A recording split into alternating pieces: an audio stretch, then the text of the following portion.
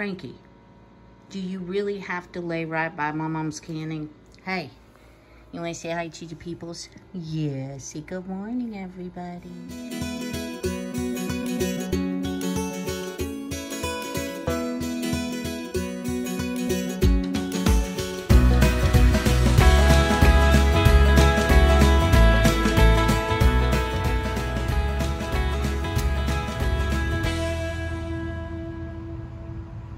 Welcome, YouTube friends and family, to today's edition of the Wellness Homesteader. So my plan, always subject to change, is to actually film this video over 2 days. Today is Sunday. I just have all the things to do. So if you can hear in the background, I do have my freeze dryer running. I did some bartering of freeze drying for some goat's milk for my soap. So I'm still working on freezing all that into ice cubes. And then over here, I have my crock pot, and I am going to make short work of all of these onions. So the first thing I'm going to do is turn my crock pot on high, and then I am going to put in a stick of butter. Yes, I said a stick. And let that start melting.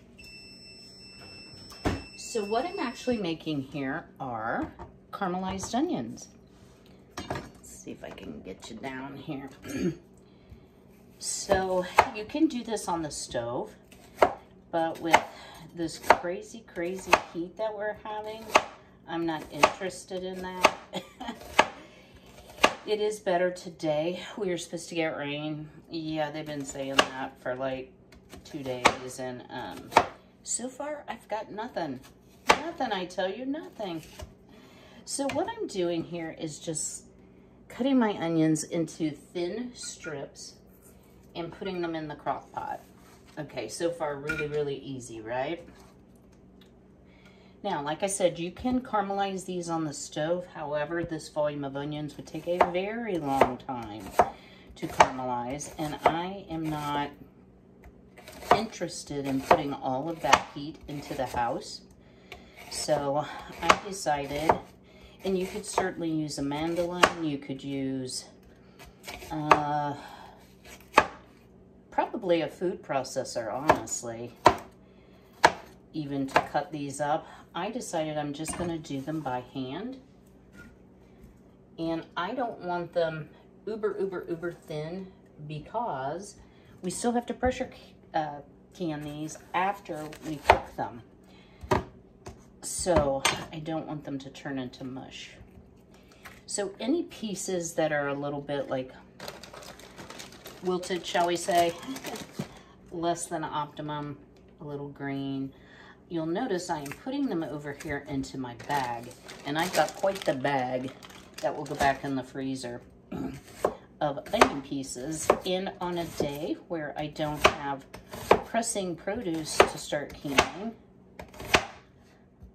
I will make uncanned onion broth. I thought I had used my last jar. This is why it pays to inventory. And actually I do have a couple more pints. So I'm not totally out, but I will be soon. So it's beginning to be a necessity. It's great to make chili as a base for all kinds of soup. Don't forget to throw some on the floor, y'all. Oh my goodness, this is, it's gonna smell like onions in this house, but you know what? I swear, if you go throw some onions in a pan on the stove in a little oil, before somebody comes over, they'll think you've been cooking all day. It's just that homey, delicious smell. But there's actually a couple things I wanted to talk to you about today. I'm sure y'all know how to chop, so that's not the point of this, but I haven't decided yet whether I'm going to include this in the title or not, because I'm not trying to get on anybody's radar, you know what I mean? So before you click off, this isn't anything like derogatory hate speech. Oh, what else does Walmart not like? Yeah, YouTube not like. I got Walmart on the brain, I guess. This is just something to make you aware that I was not aware of. Don't forget, every onion, some on the floor. So, have y'all heard of wolf preppers, werewolf preppers, lone wolf preppers? Because I had not. And so that I don't diss out somebody's channel, the channel that did this is not Lone Wolf Prepper. So, I'm not even going to call out the channel name. It's been taken down by YouTube. So, a couple of the channels I watch actually had received communication from this wolf prepper, basically saying, I know where you live, I'm coming for you, I'm not prepping, I'm going to take your preps. Now, is this somebody that's half a bubble off plumb, doesn't have both oars in the water, all of those things that make you think, you know, somebody's not quite themselves? I don't know. But what I do know is that there is always people who are willing to take advantage of those who do work hard. And there's always vigilantes and people who get sideways on their ideas. And one of the channels did actually read out the entire email, and it was a lot of pretty crazy ranting and raving, let me tell you this. Just, you know, yeah. So, what's my point of even bringing this up? Well, not to stress out, but it's to say this. Y'all, we don't know what's coming. We don't know what's ahead. And if times get as lean as some people are forecasting as far as food shortages, food unavailability, there could well be, you know, looting and problems with people trying to break in and access what you have. Now, let me say this. They aren't going to eat very long on what I have, in case you're listening. And you're never totally prepped, I don't think, because I'm constantly using and rotating. So at any given time, I may have a good supply of one thing, but not so much of another if I need to replenish it or if I've been using it heavily. But I will say, y'all, use whatever security measures you have available to you. So, security system. And preferably one that is cellular in nature, rather than a hardwired type thing. So if someone does breach your home, it's going to alert you and alert the security company and therefore the police. Have protection, and I'm going to leave it at that. Whatever that looks like for you, that you're comfortable with, have it. Now, if it came down to my life or an intruder's life, I'm sorry, I'm going to do everything I can to save my life. Do I ever want to harm anyone? No. If it's just simply I'm going to take your food, I might let them have it. I don't know. I'm certainly not going to shoot to kill somebody just because they want my food, but I will tell you I have enough security measures in place that they're not going to get there. They're not going to get that close. So, be alert, be aware. Just know that there are some weird things going on out there. You know, whether this is a hoax or real, I don't know. Might be something to gain notoriety. Might be somebody that's truly not right, not thinking right, certainly not acting right. And anybody that is going to spend all that time, energy, and effort scoping out other people versus prepping for themselves, I feel sorry for you. I really feel sorry for you, because that's not right. And you will have to answer for that. So, enough said about that. So, I'm going to keep on. Now, I know these will cook down, so I am probably going to heat this up. I watched Miss Lori over at Whippoorwill Holler make hers, and that's where I got the idea of using the crock pot instead of just doing it on the stove. So much easier. So let me finish all this chopping. Whew. Yeah, it's clearing out my nose. That's a good thing. And I'll bring you back to talk about what else we're going to add to the crock pot. Stay tuned. Well, I think my onion supply has surpassed my crock pot top, but I know that this will cook down significantly. So I am going to add some non-iodized salt. This is Hain Pure Food Sea Salt. Just happens to be what I have on hand. And this salt will help those onions to sweat down. And then we're gonna see if we can't smoosh the lid on. Oh boy, onion overboard. I think we can. Can we do it? So once this has cooked down a little bit, then I'm going to add some Worcestershire, probably 1/4 cup or so, and a couple teaspoons of garlic powder, both of which are optional, but this Worcestershire will give it that nice beefy taste.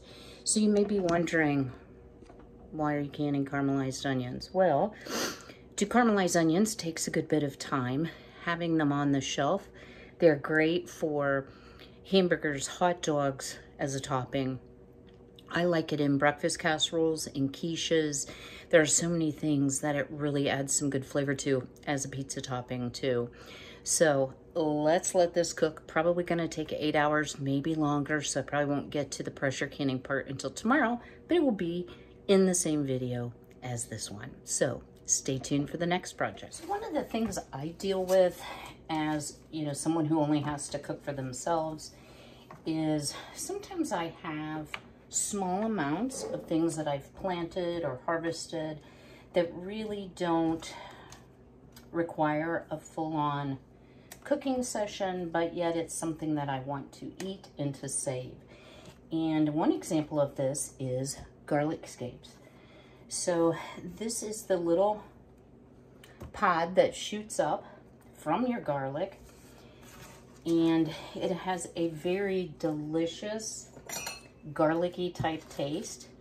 But since I only have this small handful, which represents all of my garlic scapes, I am simply going to cut them. Oh, does it ever smell delicious? And you want to catch your scapes before they flour, because then they're not so edible. So here's what the inside looks like. All those delicious little garlic particles. And what I'm doing here is I'm just placing them into a pint jar. Actually, a half pint would have worked, but this is what I laid hands on first. So what on earth would I use these for? Well, I am not going to process these. I'm simply going to pickle and refrigerate them. So I'm not going to water bath or anything else. You can put them in stir fries. You can put them, gosh, on sandwiches. They are so good, like in an omelet too. I mean, never met a way to have a garlic scape that I disliked. Pizza, they're really good on pizza. So I'm just cutting these up into fairly small pieces because I am not going to heat process these. And you can cut down on the stem too until it starts to get a little pithy or woody, like that one is, or wilty. Okay, yeah, definitely should have used the smaller jar, but no worries, this will totally work. Now for a pickling liquid, really all you need, there's a couple ways you can make a pickling liquid, just a simple pickle, and that is equal parts of vinegar and salt, so a 1 to 1 to 1 of water. You can do a 3 to 1, 3 parts of vinegar, 2 parts of water. 1 part sugar. I mean, there's so many different ways, so I'm gonna wing it because that's how I roll. So what I'm going to do here first is I would like a little bit of dill taste, and I have a little bit of dill weed that I grew last year. So I'm gonna throw that in there. I'm gonna fill it about halfway with vinegar. I'm gonna fill it the other portion of the way with water. And then I'm gonna add a whole bunch of salt. And again, this is non-iodized salt, even though, where's my lid? Even though we're not specifically canning it. So these are just the Walmart non-canning lids. I'm gonna shake that up real good, stick it in the fridge, and I will have a tasty treat for just a few moments work. And I didn't waste any part of the garlic. Stay tuned. Another project I'm trying to finish up today is freezing all the goat's milk into these beautiful cubes. Now, what I will share, if y'all are thinking about freezing goat's milk or other types of milk for use in your soap, depending on the fat content, it can be a little challenging to get them out of the ice cube trays. So I've let this one set a little bit. And one of the reasons I wanted to show you this is because, you know, I can remember before I ever started prepping thinking, well, I could never do that because of the volume that people do. You know, these people have a lot of children, a lot of littles at home. You know, they have a full-out farm. But what I want to tell you is you can prep on a very small scale, whether it's 1 jar of pickled garlic scapes or 1.5 gallons of goat's milk that you've frozen into cubes. You know, prep where you are, prep what you can, prep what is affordable and available to you. All right, well, I need to wash all the dishes again, and then we'll see what we'll get into next. Stay tuned. So once a week, I like to go through whatever I have on hand that is fresh fruit or produce of some sort, and whatever I don't have plans to eat, then I need to make plans to preserve, freeze, etc. So, once again, my best intentions of bananas sorry guys, didn't come out the best. So what I've done here is just peeled some very ripe bananas. They're going to be perfect for banana bread. You could have chunked them in for smoothies as well, but I am going to use them for banana bread. But I don't want to make banana bread today. That's not on my to-do list. So I put them in the bag first, then smash them. A lot easier, a lot neater. Try to get them into a fairly even row so that they will lie flat. Also helps to get a lot of the air out. Feed it into my Food Saver vacuum sealer.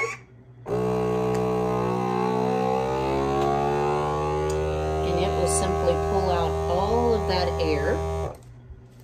And then once it stops, it's actually heat sealing the bag. Should just take a jiff here.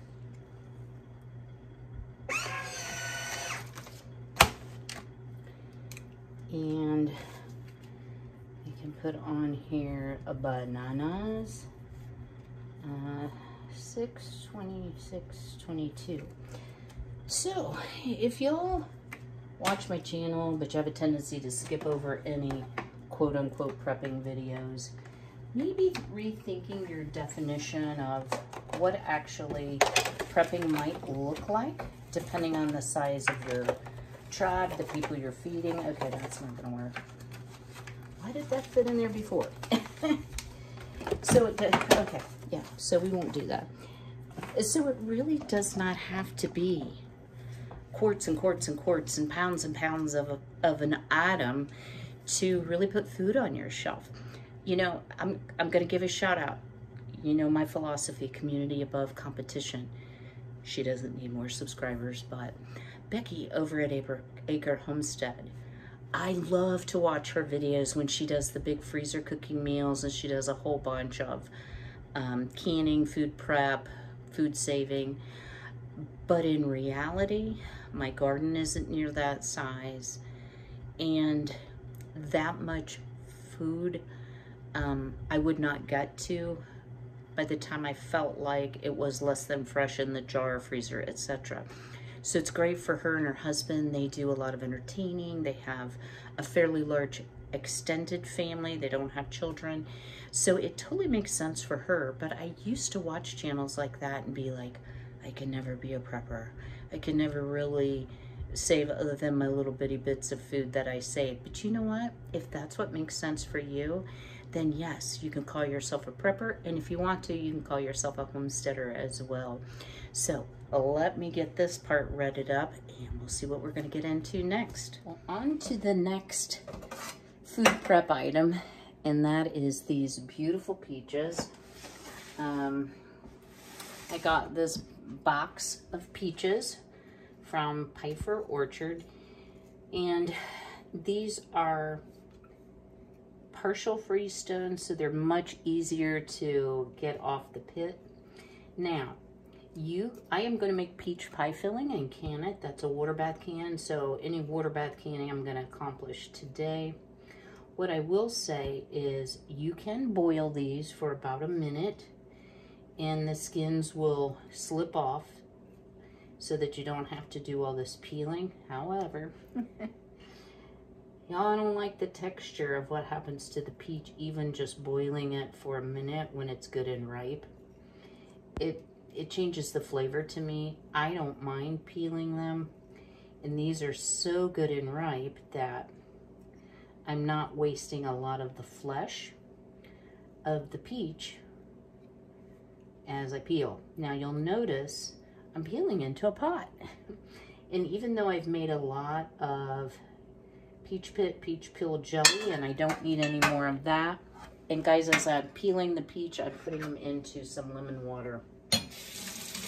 The reason I'm saving this is I'm going to boil this in a small amount of water with the pits and let it cook a good long time, simmer a good long time on the stove, and then make a peach syrup that I can either just refrigerate, or if I have a lot, I could can it along with my peach pie filling and put it on the shelf for a flavoring for iced tea. Now, I've never done that with artificial sugar. Not sure that it would be shelf stable and safe, just simply because it's not high sugar if you're putting, you know, Splenda or one of those items in it. But guys, look how beautiful those peaches are.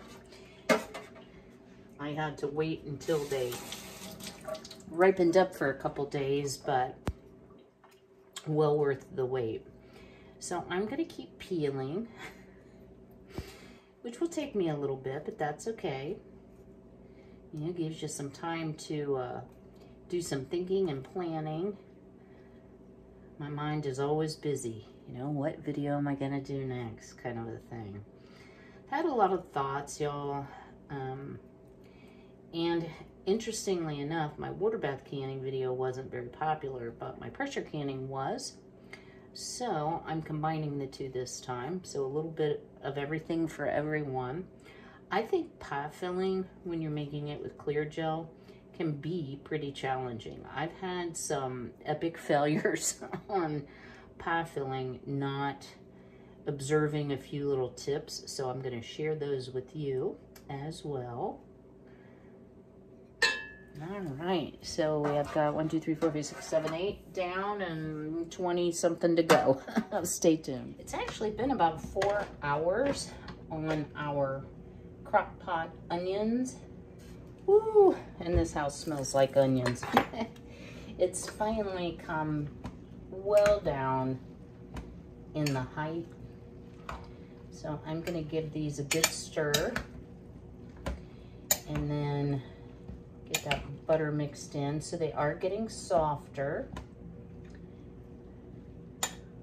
but I'm thinking this is gonna take me a lot longer than 8 hours. So let me figure out how to open this. There we go. So I'm gonna put maybe half cup of Worcestershire.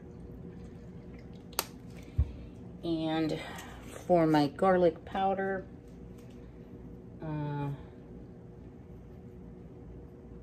that's got a chunk in it, about 2 teaspoons. Rinse off my hands here. So as you can see, sometimes these cooking canning days can get really long. So I will get started on one thing and then work on another. And I do find, for me, doing pressure canning one day separate from my water bath canning day works out really well. I have done both on the same day. It does make for a long day. So wow, how good does that look, right? I'm sure you guys enjoyed seeing Oops. Okay, that's not good. I hate it when that happens and your plug goes in the water. So I still have this on high. I think I'm gonna leave it on high for now. I may flip it to low a little bit later in the day. So over here, you may notice I have about 3 quarts of peaches. I wanna get those cooking and turned into pie filling. I'm using the Hoosier Farm clear gel. Not a huge fan of clear gel, but I think I found a way to work with it. I have sugar, and then the last thing is lemon juice. So very simple recipe. So let me flip you around, get you to the stove, and we'll start cooking our peach pie filling in preparation for canning. So the recipe I'm using comes from the Amish Canning Cookbook, and it is for peach pie filling. Now it calls for 6 quarts of sliced peaches. I have about 3. My question is, was it 6 quarts of unpeeled, unpitted peaches or 6 quarts finished?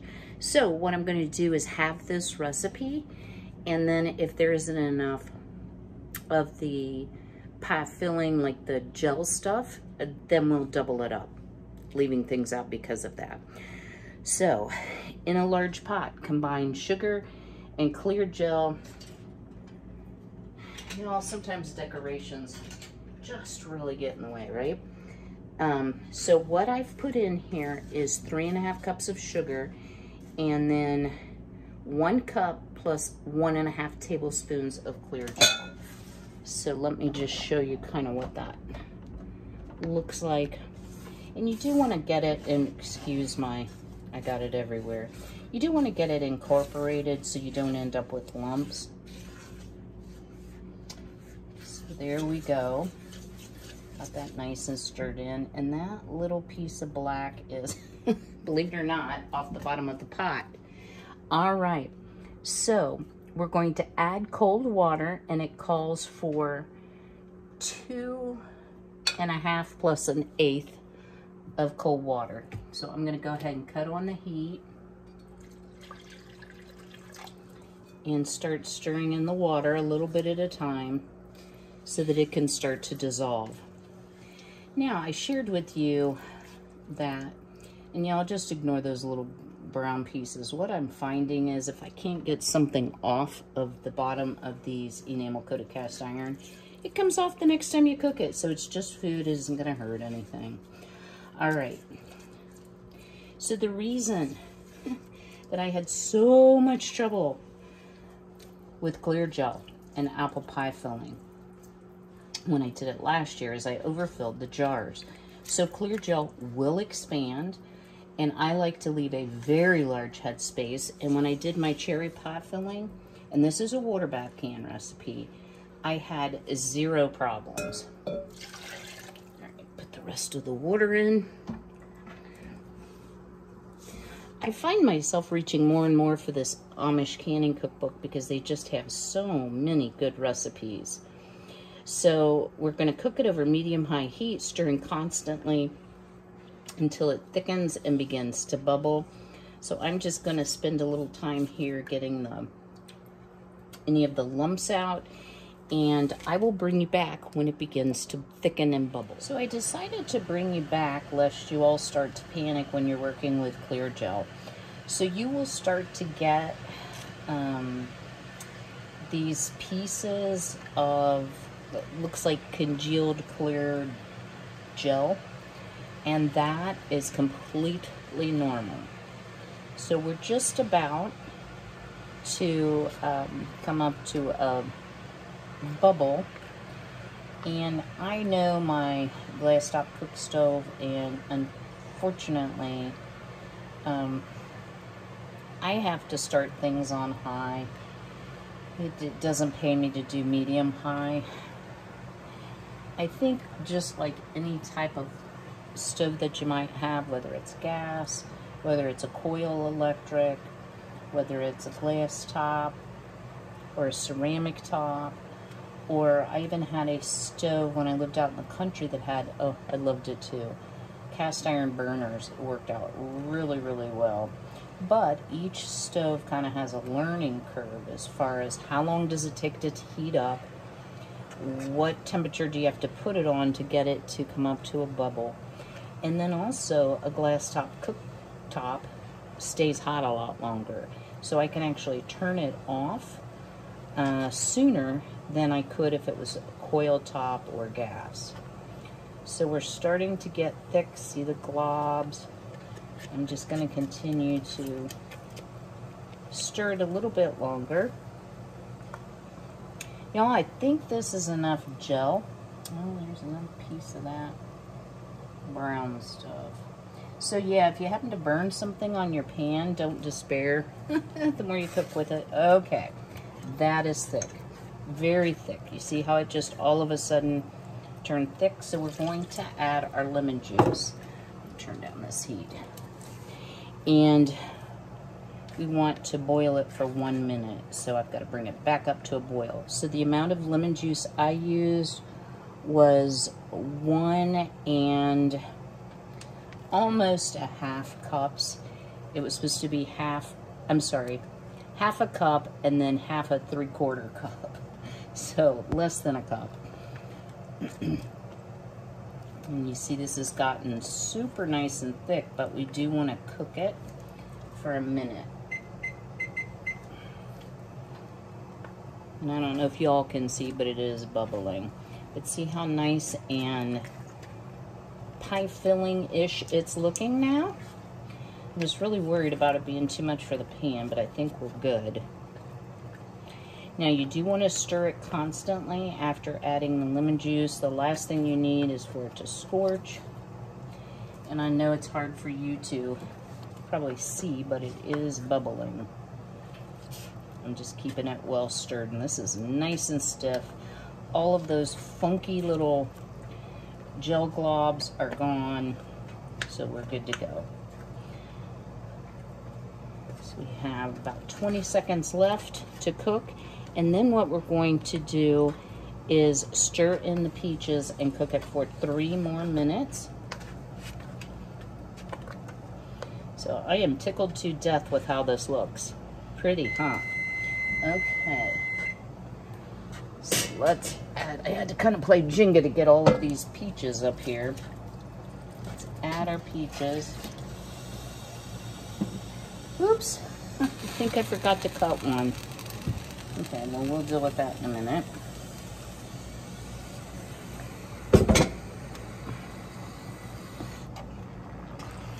So let me, and you do kind of want to be careful that you're not, you know, just mushing up your peaches. So kind of fold in this. And this is cooking well, so let's set the timer for 3 minutes. I'm going to let this finish cooking. Cut that last peach. I knew I could miss one. And those peaches were beautiful, y'all. I had one peach that wasn't ripe that I saved to just, like, eat. Everything else was perfect. And again, I got these locally at Piper Orchard. And they were not full Freestone peaches, but they were much, much easier to work with. Yeah, that is a gracious plenty of the sauce, or the gel, if you will, to go with those peaches. So I will bring you back when we're ready to start jarring up. I'm sure you can hear my Ball Fresh Tech electric water bath canner in the background heating up, coming to temperature. So I'll bring you back shortly. Okay, y'all.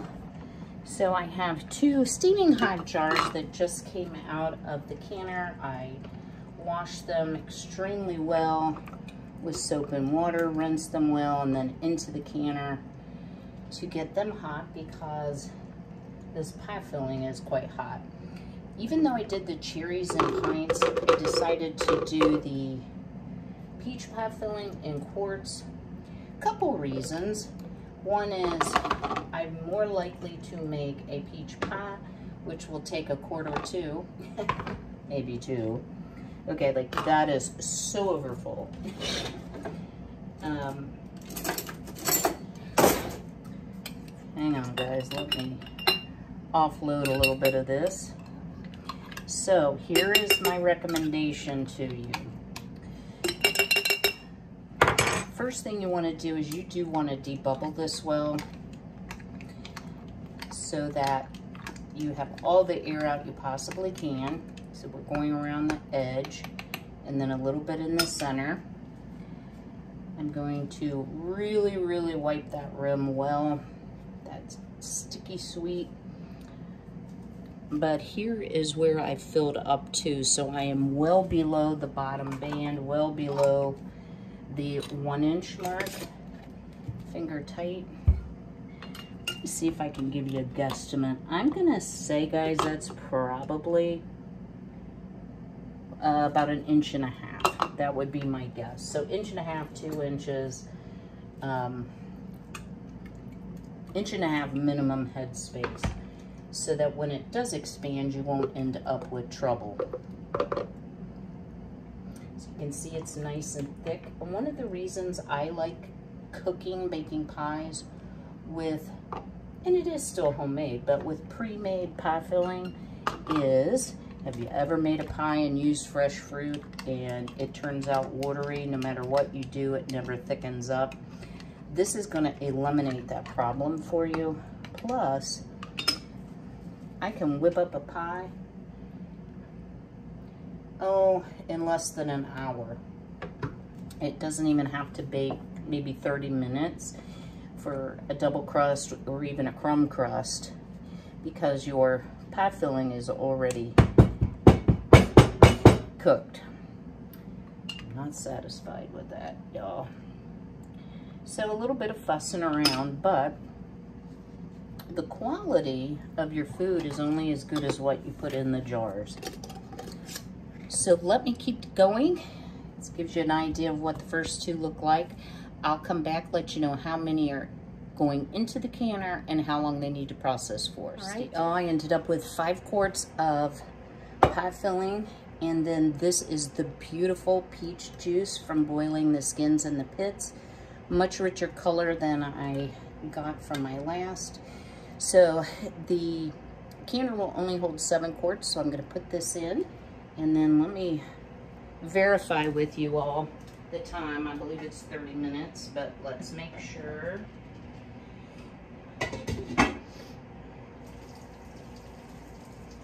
Kind of overfilled my canner here. Yep, still a little overfull. Okay. So you do want your water, let me just flip you around here. You do want your water 1 inch above the top of the lids, but the Ball Fresh Tech electric canner has a line that says max fill, and we're still a little over. So let's keep draining. That is one of the beauties of this. You can drain it out. My kitchen does look like something blew up in it. I've got a lot of dishes to wash.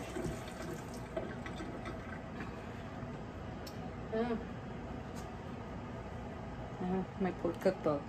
So,